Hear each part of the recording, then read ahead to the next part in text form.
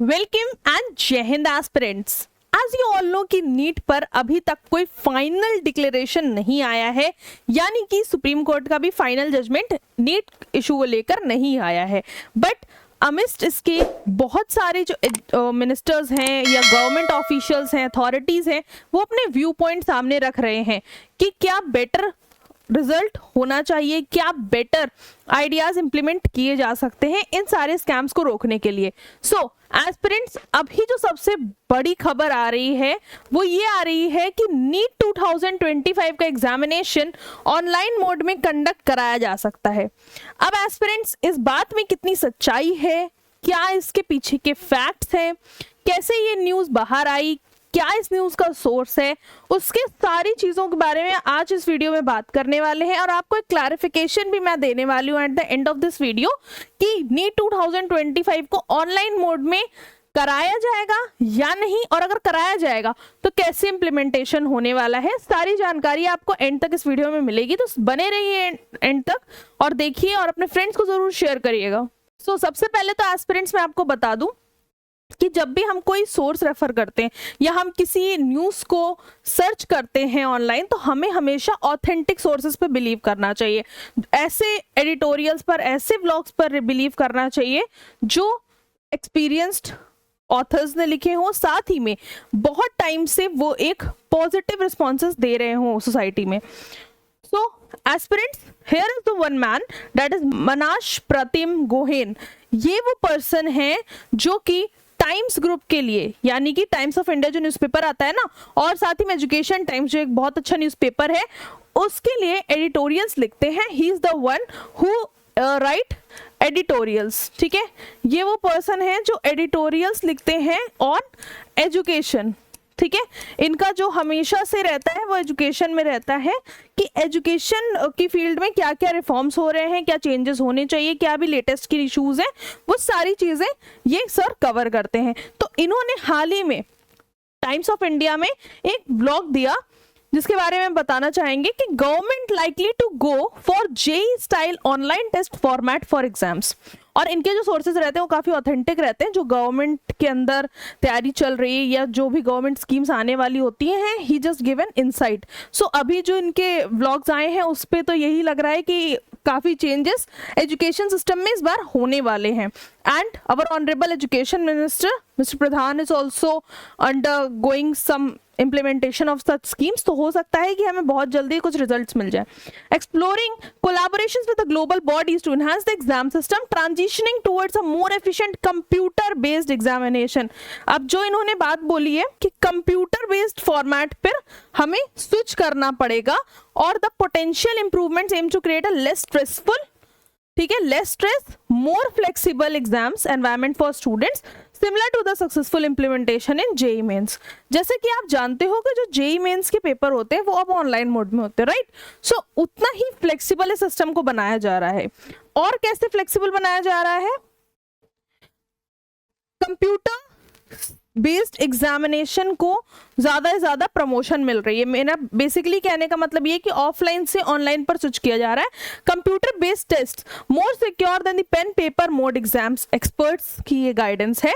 Experts suggest a mix of CBT and a board exam scores for NEET UG to maintain exam integrity and reduce coaching class influence, promoting a balanced evaluation approach. अब ये reduce coaching class influence जो इन्होंने बोला है, ये कुछ ऐसे coaching centres के लिए बोला जा रहा है जो इन्फ्लुएंस करते हैं, जो ऐसे ब्रांड्स हैं जो मॉनेटरी रिसोर्सेज को यूज कर कर, ठीक है, अपने फाइनेंशियल रिसोर्सेज को यूज कर कर एग्जाम के स्कैम्स को अंजाम देते हैं। तो ऐसी कोचिंग क्लासेस के इन्फ्लुएंस से बच्चों को दूर रखने के लिए और सही गाइडेंस की तरफ ले जाने के लिए इसको लाया जा रहा है। और इसमें एक्सपर्ट्स ये भी कह रहे हैं कि जब आप सीबीटी जो कंप्यूटर बेस्ड टेस्ट होगा और बोर्ड एग्जाम के जो स्कोर्स आए हैं बच्चों के, उसको नीट यूजी के जो ओवरऑल मेरिट हो उसके लिए कंसिडर किया जाए। जैसे अभी क्या होता है कि आप लोग नीट का एग्जाम देते हो, ठीक है, और उसी पे बेसिस पे मेरिट बनती है, बट बाद में क्या होगा, इसमें आपके सीबीटी, ठीक है, ये सीबीटी होने लगेगा।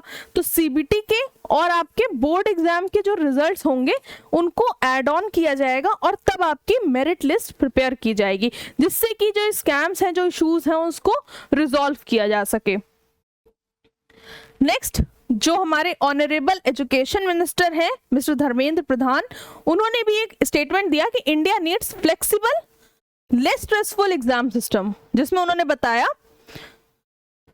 ठीक है, indication that government is open to any suggestions for a drastic reconfiguration of the examination process.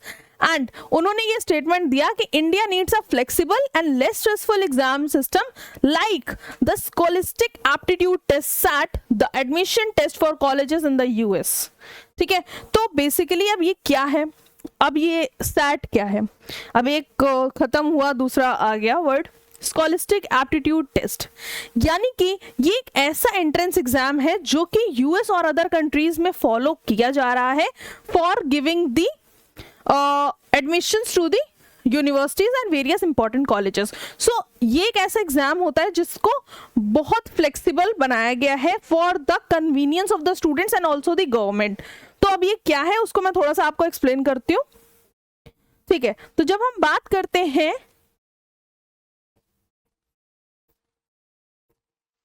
Scholastic aptitude test की, दैट इज सैट।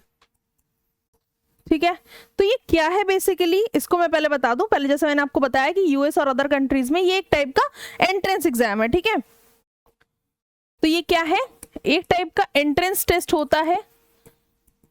ठीक है, एंट्रेंस एग्जाम है जो कि यूएस, ठीक है, जो कि यूएस और वेरियस अदर कंट्रीज में फॉलो होता है for giving admissions to in the universities.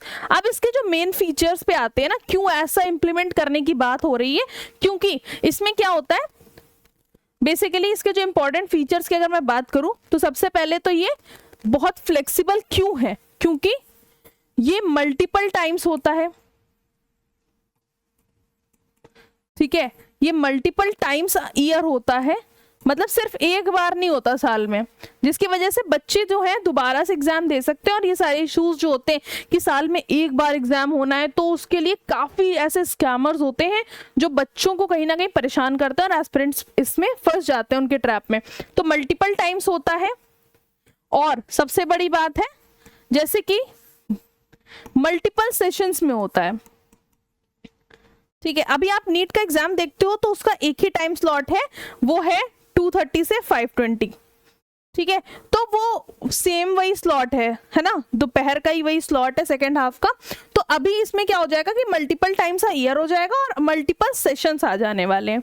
ठीक है, तो ये एक बहुत बड़ा चेंज होगा, और साथ ही में ये एक सिंगल एग्जाम होगा। ठीक है, सिंगल एग्जाम फॉर एंट्रेंस। ठीक है, ताकि जिसको भी एमबीबीएस की डिग्री करनी होगी, चाहे वो किसी भी वे में कर रहा हो, किसी भी फील्ड में कर रहा हो, उसको ये सैट देना कंपलसरी हो जाएगा। तो ये बहुत अच्छा ऑप्शन है अगर आप 12th पास कर चुके हो और अभी भी सोच रहे हो कि क्या प्रिपरेशन करनी है, कैसे करनी है एमएनएस की तैयारी, कैसे करनी है नीट 2025 की तैयारी। तो इस बैच से अच्छा कुछ भी नहीं है।